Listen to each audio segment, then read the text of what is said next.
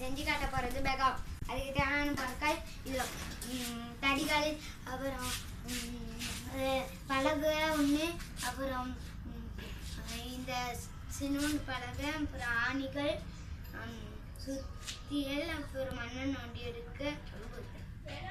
நாங்கள் இப்படி செய்யறது பார்ப்போம். முதல்ல ஒரு கம்பை இப்படி அடிச்சு வச்சுக்கணும். அதே மாதிரி இன்னொரு கம்பை இப்படி அடிச்சு வச்சுக்கணும்.